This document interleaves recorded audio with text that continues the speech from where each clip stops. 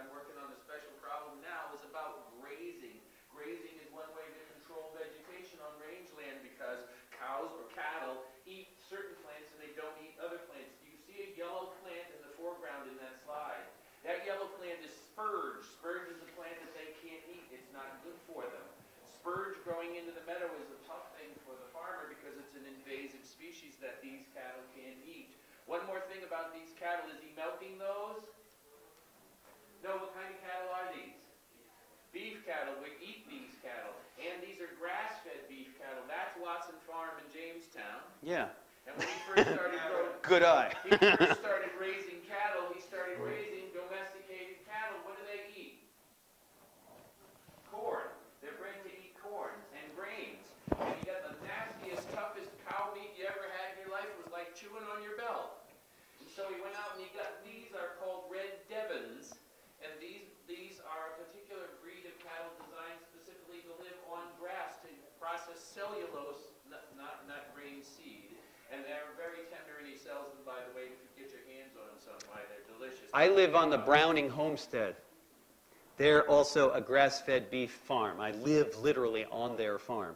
So they have what are called Irish Dexters, which are also good at converting cellulose into tender beef. So I'm sorry to interrupt you, Andy, but if you're thinking already about the special problem statements about rangeland, and grazing is one way to handle rangeland, and the types of vegetation that you want to maintain on rangeland for grazing may be different than the type of vegetation you want for something else. Thank you for allowing me to interview. Good. No, that's great. Yeah.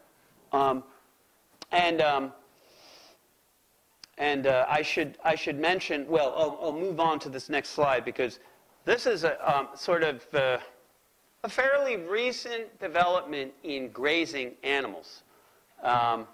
It's called rotational grazing. It's really been done in a very thought-out way only for the last 60, 70 years. It was kind of developed in France in a couple of different places. The idea is that, in a sense, this mimics the open range of wild grazing animals that used to be. Wild grazing animals, they come along in herds, and they eat, and they eat, and they keep moving on, and they eat, and they keep moving on. Okay? First of all, as they eat and they keep moving on, what else are they doing? Pooping. Okay. Fertilizing. So, yes. So they're extracting from the grass that they're eating nutrients and energy, but they don't use every last bit of it. Actually, they're not super efficient eating machines. They actually excrete out a lot. They don't take in, percentage-wise, a huge amount of what they eat and incorporate it into their bodies. But what they excrete out, a lot of it is somewhat processed and decomposed. And when it's processed and decomposed, goes into the soil, the earthworms come up and the dung beetles, and they bring it back down into the soil where there's lots of microorganisms that will further process that manure. And pretty soon, after continuous decomposition, those nutrients become available to the growing plants on the prairie, the grasses. So partly what they're doing is they're fertilizing. Another thing that they're doing, plants are pretty interesting the way they operate. If you cut the top off of a plant without killing it, a lot of roots underground will die. Not the whole root system, but a lot of roots will die. The plant tries to always maintain itself so that it has enough roots to supply what's on top, and what's on top can do enough photosynthesis to supply the roots. Okay? So it's always in sort of proportion to each other. So when you have a bunch of cattle going along, eating the tops off of grasses, you get a lot of root death. And the roots that die underground become a part of the soil's organic matter. Now, organic matter is an extremely important component of soil. because it's what retains nutrients for plants to get. It makes the soil light and fluffy and full of air so the roots can go through it. And roots respire. Roots need oxygen. So do the microorganisms that live in the soil. So there's this constant, when cattle graze, they are constantly causing death of roots. And the death of those roots adds to the soil. And that's what a rotational grazing scheme does. These are paddocks. And you let cattle into paddock 1 and let them eat for, say, a day, sometimes less, sometimes more. And then you move them on to the next paddock. A day, sometimes less. And you keep going around until you wind up back at paddock 1. This is schematic. These are very small paddocks. But usually, each paddock needs a resting period to grow back. So they'll grow back. Meanwhile, they'll have a lot of roots die. It'll supply organic matter. So you're constantly getting a new flush of organic matter adding to the soil. The cattle are constantly moving onto good fresh grass, and you keep rotating them around. Okay, and part of my point in all this is, well, savanna sparrows can live in a pasture. It has to be a good-sized pasture, big open land. They can also live on hay fields. Bobolinks as well.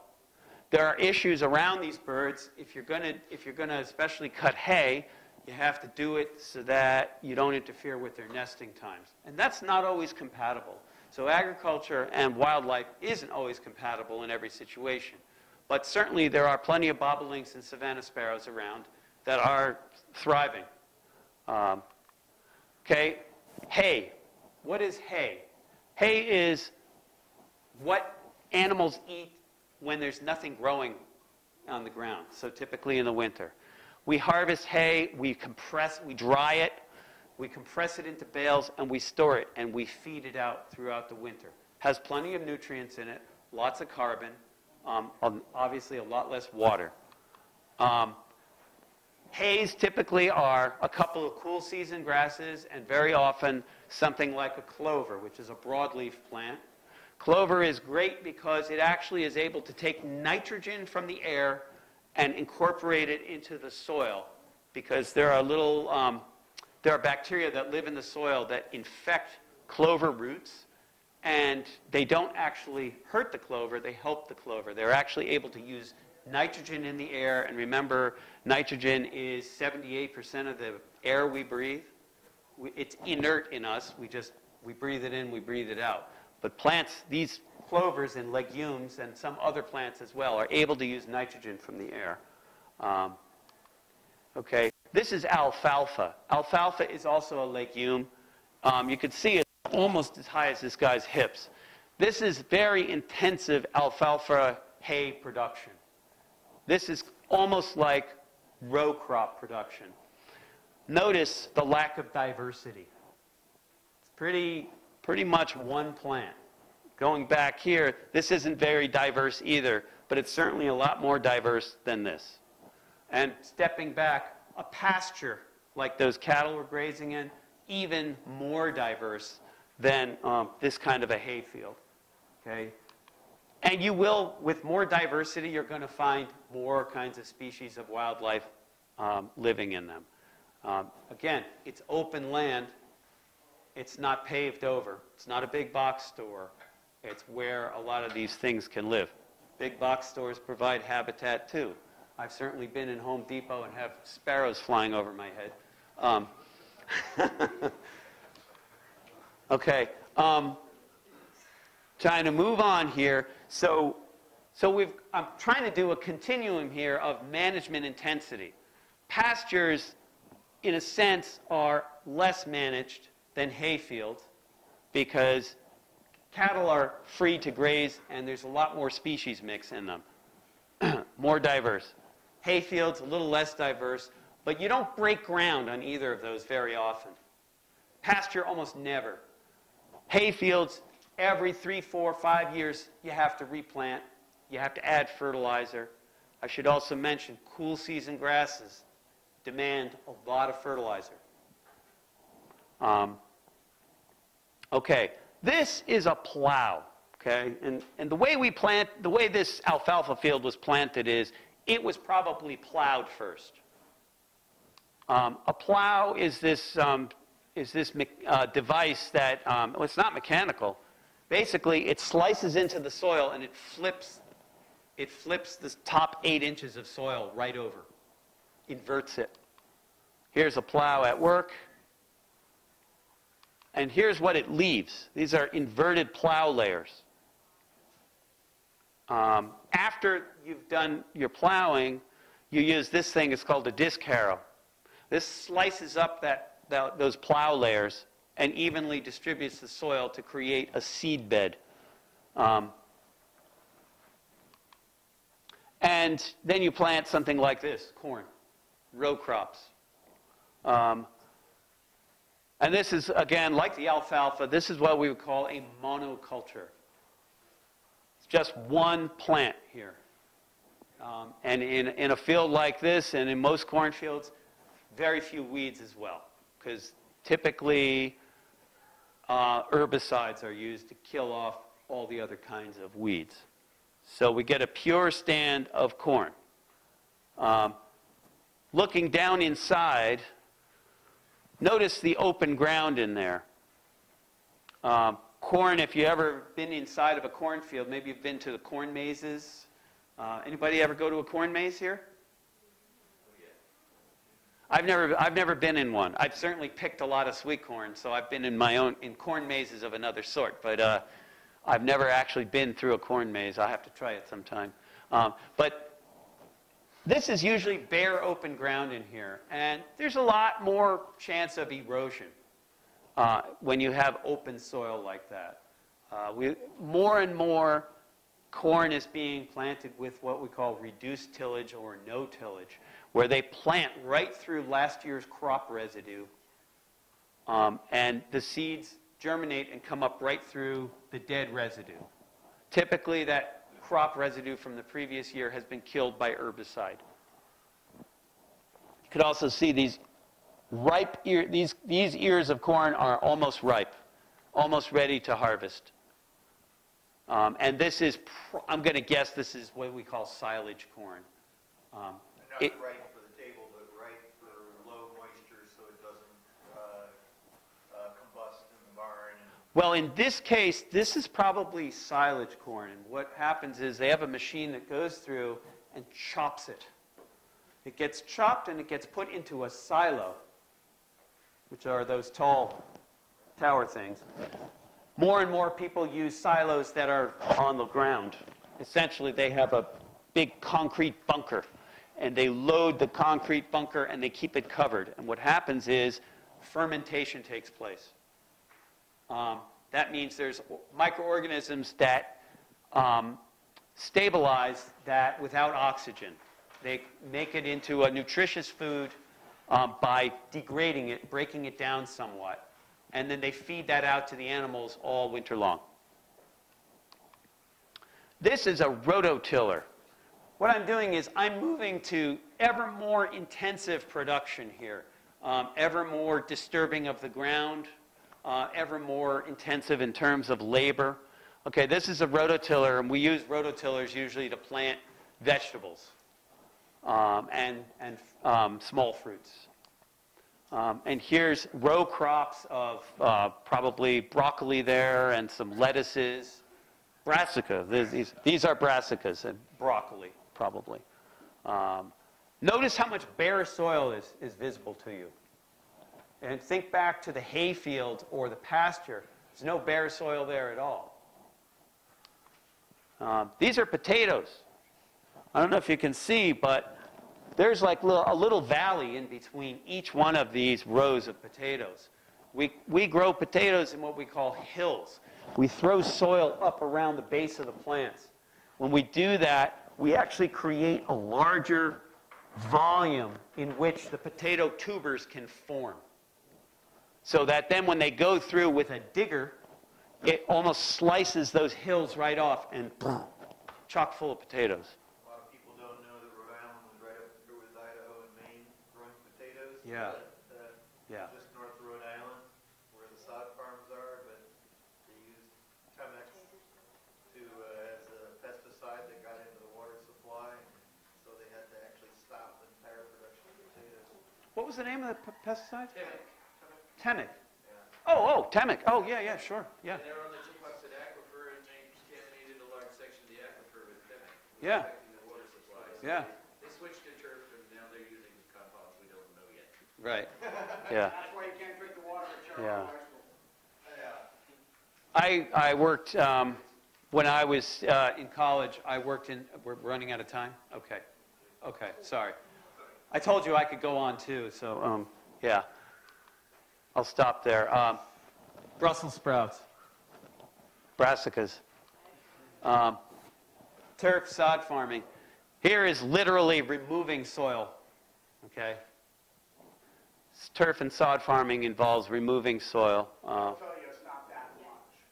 They will tell you that. They do. I was told that. Yeah. It's not that much soil. Yeah. Also, look at the diversity of the habitat. In fact, getting it to be less and less and less soil is a big part of turf technology. I know we're using your time, but the fact of the matter is they can't afford to sell their soil in huge quantities, so they really are trying to minimize the Well, amount that good. they want. Glad to hear that.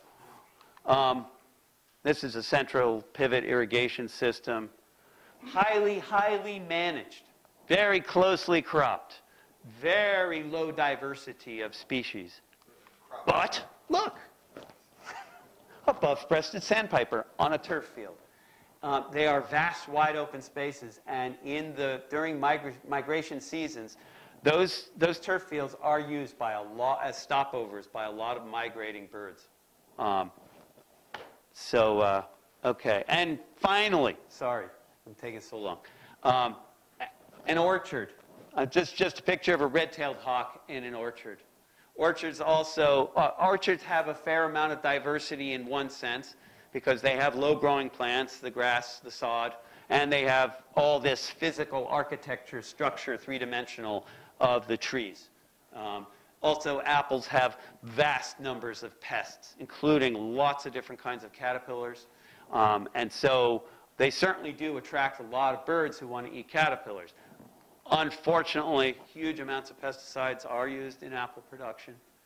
Spraying in apple orchards takes place, whether it's for fungicide or insecticides, on a weekly basis throughout the season. So, in terms of favoring wildlife habitat there, if you are raising tree fruits and you're concerned about wildlife, you'd have to time your sprays very carefully. Most apple growers can't afford to do that. So I'm just pointing out these are conflicting, issues here. Final. Habitats are everywhere, including Home Depot. Biodiversity is resiliency. The more complex webs of life we have, the more resilient they are to disasters of any kind, whether they be natural or man-made. Human civilization, we're a powerful force. We can do a lot. We can do good, and we can do bad. Why we're all here today, why there is even an Envirothon at all, is because in this day and age, we have a lot more consciousness about how we can do good and how we should avoid doing some bad things than we did, say, when I was in high school. There was no such thing as Envirothon when I was in high school. So this is great that this exists. Yeah, and we can have both. So there you go.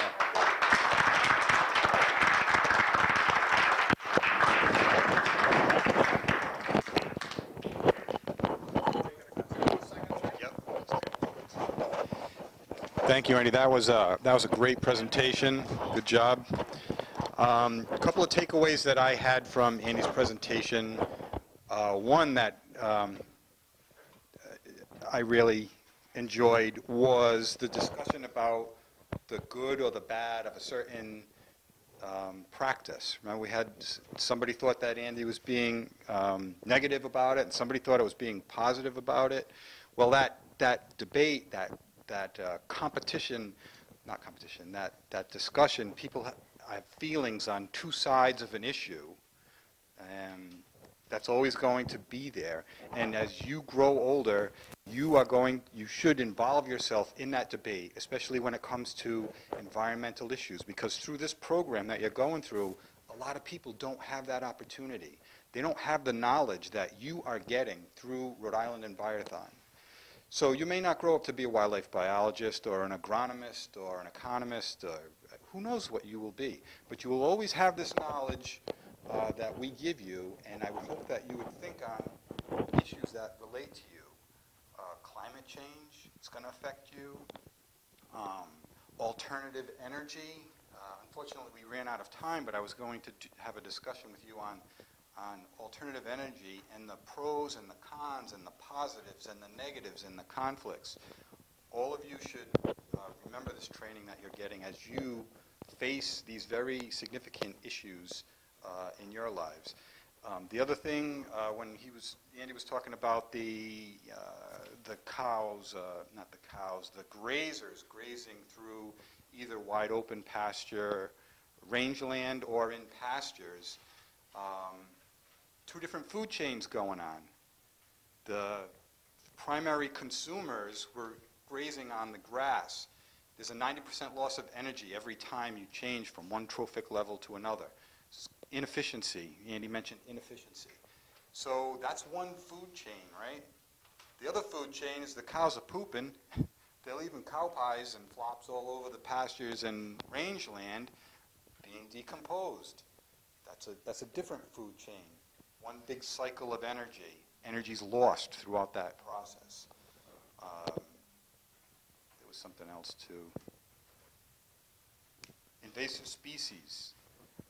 Both grasslands, what's a weed, what's noxious. If you had warm season grasses growing in the middle of a cornfield, that's an invasive species, an undesirable species in a cornfield, but is it invasive? Anyway, these things are going to be, some of these issues are going to be on the exam. Andy's presentation, and he has some references, are going to be posted on Rhode Island Envirothon's website. Go to the website, look at the materials. Other resources are available to you if you want them. I have some handouts. Please, each team at least take one. There's 3. And good luck on the Envirothon. See you in May. 5-minute break, and then you'll have your aquaculture workshop.